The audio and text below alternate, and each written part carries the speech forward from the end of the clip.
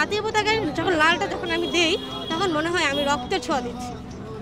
আমার কাছে জাতীয় পতাকাটা আমার জীবনের চেয়েও বেশি মনে করি। ঠিক আছে, আসলে ছবি আঁকা আমার একটা শখ, যেখানে আমি মানুষকে বিলিয়ে দিচ্ছি, তাই আমার একটা বেশি শখ। আমার পছন্দ মতো আমি মানুষকে কিছু ছবি আঁকে দিচ্ছি। অনেকে বলছে যে হ্যাঁ আঁকাও, অনেকে দিচ্ছে না, এরকম অনেকের শখ। সেটা আমার ভালো লাগছে, ছবি আঁকে দিচ্ছি, অনেকে বকশিসও দিচ্ছে কিছুটা, আর সেটা খুশি হিসেবে। তাই আমি আজকে আমাদের বিজয় দিবস উপলক্ষে সবাইকে আমি ছবি আঁকে দিচ্ছি। এত যুদ্ধ করে রক্তের বিনিময়ে আমাদের দেশটাকে আমরা পেয়েছি, অবশ্যই সেই পতাকার প্রতি আমাদের সম্মান সবথেকে বেশি থাকবে।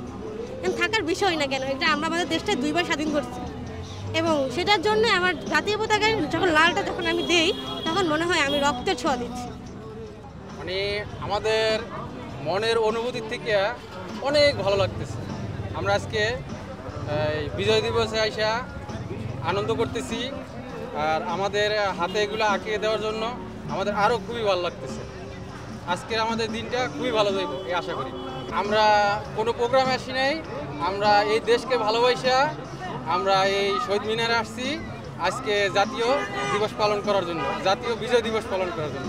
আমরা কারো প্রোগ্রামে আসি নাই, আমরা দেশকে ভালোবাসি, সেই টানে আজকে আমরা যে আমাদের ফ্যামিলির সবাই আমরা শহীদ মিনারে আসছি। আমার কাছে জাতীয় পতাকাটা আমার জীবনের চেয়েও বেশি মনে করি। ঠিক আছে, আর একটা জাতীয় পতাকা আমার কাছে আমি সবসময় রেখে দিই।